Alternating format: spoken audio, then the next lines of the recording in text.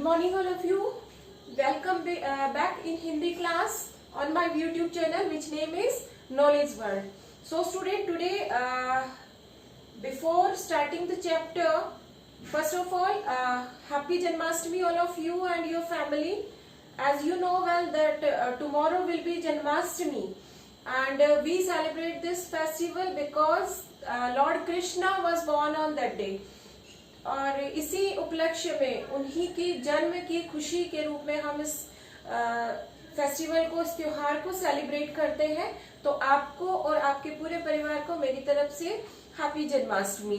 चलिए, आज जिस टॉपिक पर, जिस चैप्टर की हम बात करेंगे बच्चों, वो है हमारा चैप्टर 6, वीर तुम बढ़े चलो। जैसा कि नाम से पता चल रहा है कि एक बहुत ही ओजस्वी, हमारे अंदर ओज भर देने वाली, हमारे अंदर उमंग भर देने वाली, साहस और वीरता के गुणों को पैदा करने वाली कविता है वीर तुम बढ़े चलो।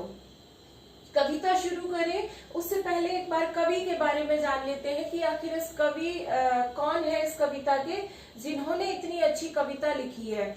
तो ये एक ऐसे कवि है जिनका नाम द्वारिका प्रसाद माहेश्वरी। ये एक ऐसे कवि है जिन्हें बाल कवि के रूप में जाना जाता है। बाल कवि, बाल मतलब बच्चे, तो इन्हें बच्चों के कवि के रूप में जाना जाता है। क्यों जाना जाता है? क्योंकि इन्होंने जितनी भी कविताएं लिखी, जितने भी अपने रचनाएं लिखी है, वो सारी रचनाएं जो है उनमें से मोस्टली रचनाएं जो है बच्चों से संबंधित है, बच्चों को प्रेरणा देने वाली है, बच्चों से संबंधित है। ठीक है, तो इसीलिए इन्हें जो द्वारिका प्रसाद माहेश्वरी जी हैं, इन्हें बाल कवि के रूप में जाना जाता है। बात करेंगे इनके जन्म की, तो इनका जन्म जो है वो आगरा में, जो कि यूपी में पड़ता है, आगरा में हुआ। आगरा में एक गांव है रोहता नाम का गांव, उस रोहता नामक गांव में इनका जन्म 1 दिसंबर 1916 में हुआ। 1 दिसंबर 1916 में इनका जन्म यूपी के आगरा, जो बहुत फेमस जगह है जहां पर ताजमहल है। ठीक है, तो वहां पर एक गांव है जिसका नाम है रोहता, वहां पर इन्हें इनका जन्म हुआ। मैंने बताया इन्हें बाल कवि के रूप में ये फेमस है क्योंकि इनकी जो रचनाएं हैं, हम सब सुमन एक उपवन के और वीर तुम बढ़े चलो, उनकी सर्वाधिक जो चर्चित रचनाएं हैं उनमें से है ये वीर तुम बढ़े चलो और बालक हम एक उपवन के, हम सब सुमन एक उपवन के। ये दो कविताएं हैं इनकी, बहुत फेमस है। इसके अलावा और भी कविताएं ऐसी हैं जिन्हें बच्चे बड़े चाव से सुनते हैं और गुनगुनाते हैं। मतलब बच्चों को, जैसे आप लोग गाने सुनते हैं और गाने को फिर याद हो जाते हैं ना, आपको गाने लगते हैं उन्हीं गानों को, तो वो जाता है जबान चढ़ जाना। मतलब किसी चीज को बहुत अच्छी आपको लगती है और आप फिर उसे बार बार गाते हैं। तो ऐसे ही इनकी जो कविताएं हैं वो इतनी अच्छी है बच्चों के लिए कि बच्चे बड़े प्यार से उन्हें गुनगुनाते हुए घूमते हैं। तो इनकी अन्य कविताओं के बारे में बात करें तो चंदा मामा आ, इतने ऊंचे उठो और मैं सुमन हूं, ये इनकी कुछ और रचनाएं हैं जो बहुत लोकप्रिय है, बहुत फेमस है। इनकी अनेक पुस्तकें भी प्रकाशित हुई और इन महान बाल कवि जो द्वारिका प्रसाद माहेश्वरी जी हैं, इनका जो निधन है वो 29 अगस्त 1998 को हो गया। ठीक है, तो ये थे इनके बारे में कुछ जानकारी कि द्वारिका प्रसाद माहेश्वरी, इनको बाल कवि के रूप में हम जानते हैं, पहली बात हमने ये देखी। ठीक है, इनका जन्म अगर हम बात करें तो हुआ 1 दिसंबर 1916 में, और अगर इनकी मृत्यु की बात करें तो मृत्यु इनकी हुई 29 अगस्त 29 ऑफ अगस्त और 1998। ये इनकी मृत्यु का सन रहेगा 1998 में। ठीक है, तो इस तरीके से ये हमने पढ़ लिया बाल कवि जो द्वारिका प्रसाद माहेश्वरी है, जो इस कविता के कवि हैं। चलिए, ये तो हो गई कवि की बात। अब बात करते हैं कविता की। बहुत अच्छी सी कविता, वीर तुम बढ़े चलो, धीर तुम बढ़े चलो, हाथ में ध्वजा रहे, बाल दल सजा रहे, ध्वज कभी झुके नहीं, दल कभी रुके नहीं। वीर तुम बढ़े चलो, धीर तुम बढ़े चलो, सामने पहाड़ हो, सिंह की दहाड़ हो, तुम निडर हटो नहीं, तुम निडर डटो वहीं। वीर तुम बढ़े चलो, धीर तुम बढ़े चलो। मेघ गरजते रहे, मेघ बरसते रहे, बिजलियां कड़क उठे, बिजलियां तड़क उठे, वीर तुम बढ़े चलो, वीर तुम बढ़े चलो। प्रातः हो कि रात हो, संग हो न साथ हो, सूर्य से बढ़े चलो, चंद्र से बढ़े चलो, वीर तुम बढ़े चलो, धीर तुम बढ़े चलो। ये छोटी सी कविता लेकिन इतनी ओजस्वी कविता जो हमारे मन में वीरता के गुणों को, कहे धैर्य के गुणों को, हिम्मत के गुणों को और अपने देश के प्रति प्रेम को जो है पैदा करने वाली कविता वीर तुम बढ़े चलो। चलिए शुरू करते हैं इस कविता को ट्रांसलेट करना, इसका हिंदी में अनुवाद करना कि क्या क्या मीनिंग निकल रहा है इन लाइन्स का। तो देखिए, वीर तुम बढ़े चलो, धीर तुम बढ़े चलो, कि तुम जो बच्चे हो तुम बहुत वीर हो और हमेशा आगे बढ़ते रहो, कभी भी रुको नहीं। धीर तुम बढ़े चलो, धीर शब्द का मतलब होगा जिसमें बहुत धीरज हो। धीरज मतलब धैर्य, कहे पेशेंस, इंग्लिश में वर्ड हो जाएगा पेशेंस, ठीक है। जिसमें धीरज हो तो तुम में बहुत धीरज है, तुम्हें बहुत पेशेंस है, तुम बढ़े चलो। हाथ में ध्वजा रहे, बाल दल सजा रहे। अब शब्द आया ध्वजा, ध्वजा का मतलब होता है झंडा, ठीक है। हाथ में ध्वजा रहे, बाल दल सजा रहे, कि तुम्हारे हाथ में हमेशा झंडा रहे, बाल दल सजा रहे। और ये जो बालकों का दल है ना, बालकों का जो ग्रुप है, दल मतलब कहे हम इंग्लिश में वर्ड हो जाएगा टीम और हिंदी में हो जाएगा टोली, ठीक है। तो बाल दल सजा रहे, बालकों की जो टोली है ये हमेशा सजी रहे, हमेशा सुसज्जित रहे, और ध्वज कभी झुके नहीं। हमारा जो झंडा है, हमारा जो तिरंगा है, वो कभी झुके नहीं किसी के भी सामने, हमेशा वो अपनी शान में फहराता रहे। दल कभी रुके नहीं। और ये जो बालकों का दल है ना, ये जो टोली है अपने देश के प्रति हिम्मत दिखाने वाली, साहस दिखाने वाली, अपने देश के प्रति लड़ जाने वाली, ये जो दल है, ये टोली है, ये कभी रुके नहीं। फिर से देखिए, हाथ में ध्वज रहे, बाल दल सजा रहे, कि हमेशा आपके हाथ में अपने देश का झंडा रहे और बाल दल सजा रहे। बालकों की जो टोली है ये हमेशा सुसज्जित रहे, सजी रहे, ध्वज कभी झुके नहीं और दल कभी रुके नहीं, कि ये जो ध्वज है, ये जो झंडा है हमारा, ये कभी झुके नहीं और ना ही ये कभी दल जो टोली है बच्चों की, ये कभी रुके। वीर तुम बढ़े चलो, धीर तुम बढ़े चलो, कि तुम बहुत वीर हो, बहुत तुम्हारे अंदर धीरज है, तुम कभी रुको नहीं, बस आगे ही आगे बढ़ते रहो। सामने पहाड़ हो, सिंह की दहाड़ हो, तुम निडर हटो नहीं, तुम निडर डटो वही। कि चाहे तुम्हारे सामने पहाड़ हो, कितने ही बड़े पहाड़ आ जाए, तुम ये नहीं सोचो कि अब इस पहाड़ पे मैं कैसे चढ़ूं। सिंह की दहाड़ हो, चाहे जंगल से गुजर रहे हो और वहां पर कोई शेर की दहाड़ अब तुम्हें सुनाई दे जाए, तुम निडर हटो नहीं, कि अगर पहाड़ आ गया तो तुम निडरता से वहां पर डटे रहो और उस पहाड़ पर चढ़ने का प्रयास करो। सिंह की दहाड़ हो और तुम निडरता से डटो वहीं। ये नहीं है कि शेर की आवाज सुनी और डर कर भाग गए। तुम बहुत वीर हो, तुम बहुत निडर हो, तुम वहां से डर के नहीं भागो। तो सामने पहाड़ हो, सिंह की दहाड़ हो, इसका मतलब जो निकलेगा वो है कि आपके सामने चाहे कितनी ही परेशानियां आए, कितनी ही समस्याएं क्यों ना आए, पर आपको डर कर वहां से भागना नहीं है, अपनी हिम्मत नहीं छोड़नी, बल्कि निडरता से, साहस के साथ उस समस्या का, उस परेशानी का, उस बाधा का क्या करना है, सामना करना है, ठीक है। तो वीर तुम बढ़े चलो, धीर तुम बढ़े चलो, कि तुम तो वीर हो, बहादुर हो, तुम्हारे अंदर बहुत धीरज है, बस आगे आगे बढ़ते जाओ, पीछे नहीं रुको। मेघ गरजते रहे, मेघ बरसते रहे, कि बादल चाहे कितने ही, मेघ मतलब बादल,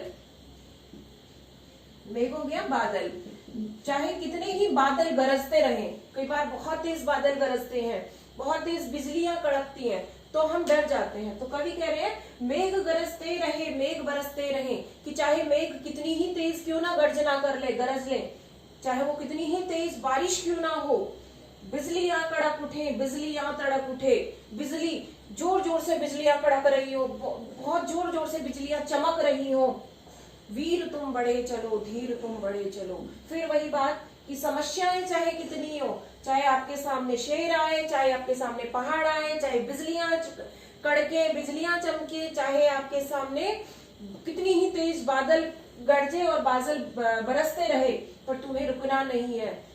ठीक है, वीर तुम बढ़े चलो, धीर तुम बढ़े चलो, कि तुम तो वीर हो, तुम धीरज धारण करने वाले हो, धैर्य धारण करने वाले हो, धीरज तुम्हारे अंदर बहुत है, तो तुम बढ़ते चलो, रुको नहीं। प्रात हो कि रात हो, संग हो न साथ हो। प्रात, प्रात शब्द का मतलब प्रातः कहे या सुबह कहे, कि चाहे सुबह का समय हो चाहे रात हो, चाहे तो सुबह हो चाहे रात हो। संग हो न साथ हो, संग, संग का मतलब भी साथ ही होता है, कि चाहे हमारे साथ कोई नहीं हो, हम अकेले ही हो। सूर्य से बढ़े चलो, चंद्र से बढ़े चलो, वीर तुम डटो नहीं, वीर तुम डरो नहीं, वीर तुम बढ़े चलो, वीर तुम बढ़े चलो। ठीक है, कि चाहे तो सुबह का समय हो चाहे रात का समय हो, चाहे तुम्हारे साथ कोई हो चाहे नहीं हो। जैसे दिन में सूरज किसी भी समस्या से, किसी भी परेशानी से रुककर, डर कर रुकता नहीं है, बस चलता रहता है। और वैसे ही रात में जो चंद्रमा है, जो सूर्य चांद है, ठीक है, जो चांद है, चंद्रमा है, वो अपनी प्रगति से चलता रहता है, चाहे कितनी ही बादल चमक ले, बिजलियां चमक ले, कुछ भी हो जाए, न चांद उगना छोड़ता है न सूरज उगना छोड़ता है। ये दोनों अपनी गति से हमेशा चलते रहते हैं, चाहे इनके साथ कोई हो चाहे नहीं हो। उसी तरह से चाहे हमारे साथ कोई हो या नहीं हो, चाहे कोई भी समय हो, चाहे वो सुबह का समय हो या शाम का समय हो, बस हमें आगे ही आगे बढ़ते जाना है। कि तुम तो वीर हो, तुम्हारे अंदर बहुत धैर्य है, तुम्हें किसी भी चीज से न डरना है न रुकना है। ठीक है, तो ये कविता जिसका नाम था वीर तुम बढ़े चलो, वीर तुम बढ़े चलो, बहुत अच्छी सी कविता, जिसके अंदर हमेशा आगे बढ़ते रहने का कवि ने आह्वान किया, न डरने का आह्वान किया, कि चाहे कितनी ही समस्याएं हमारे सामने आ जाए, कितनी ही परेशानियां हमारे सामने आए, हमें डरना नहीं है, डरकर हमें रुकना नहीं है। तो ये कविता थी। चलिए, अब उम्मीद करती हूँ सबको कविता अच्छे से समझ में आ गई होगी। कहीं कोई वर्ड में प्रॉब्लम लगे तो आप चाहे तो दोबारा पूछ लेना और एक बार वीडियो को फिर से देख लेना। ठीक है, अब इस कविता के शब्दार्थ हम कर लेते हैं। शब्दार्थ आप लोग अपनी नोटबुक में लिखेंगे, बहुत सुंदर हैंडराइटिंग में, और सही सही लिखेंगे। ठीक है, छोटी सी कविता है, बहुत ज्यादा कुछ इसमें है नहीं, लेकिन वीरता हमारे अंदर ओजस्वी उत्पन्न करने वाली ये कविता, जिसको हमने अभी पढ़ा, वीर तुम बढ़े चलो। इस कविता के कवि का नाम आपको याद रखना है। कवि का नाम हो गया द्वारिका प्रसाद माहेश्वरी। तो आपको कवि का नाम याद होना चाहिए। और कवि किस रूप में जाने जाते हैं, तो कवि जो है वो बाल कवि के रूप में जाना जाता है, इतना भी आपको पता होना चाहिए। चलिए, शब्दार्थ की बात करते हैं। तो थोड़े से ही शब्दार्थ है इसमें, क्योंकि बहुत ही इजी भाषा कहे, बहुत ही सरल भाषा का प्रयोग कवि के द्वारा किया गया, तो इसमें इतने कोई डिफिकल्ट वर्ड है नहीं। पहला शब्द है हमारा धीर।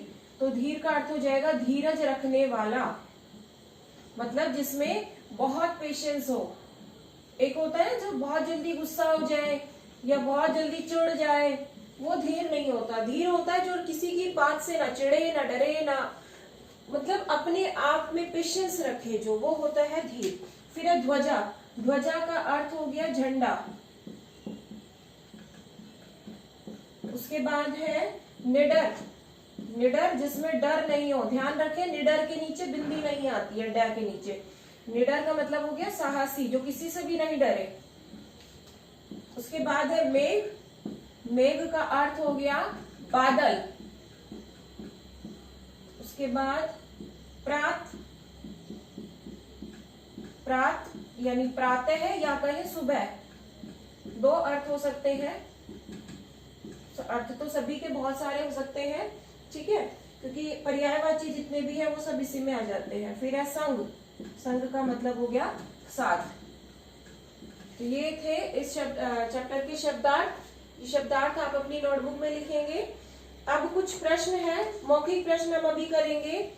और पहला प्रश्न है, वीर बालक को क्या करना है। वीर जो बालक है, चैप्टर के नाम से ही पता चल रहा है वीर तुम बढ़े चलो, कि जो वीर है उन्हें हमेशा आगे बढ़ते रहना है। तो उत्तर हो जाएगा हमारा, ये मौखिक प्रश्नों के उत्तर है। हेडिंग आपको लिख लेनी है, मौखिक प्रश्न।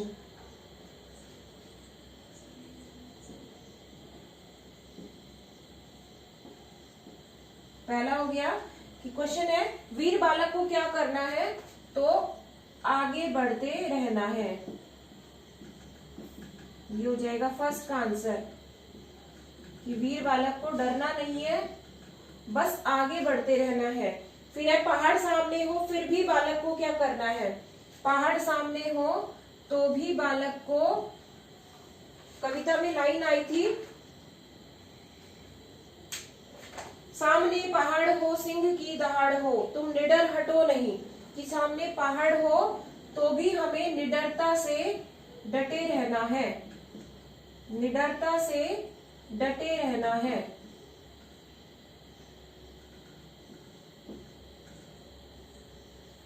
डटे रहना है मतलब कि घबराकर भाग नहीं जाना है, बल्कि उस मुसीबत का, उस मुश्किल का हमें निडरता के साथ सामना करना है।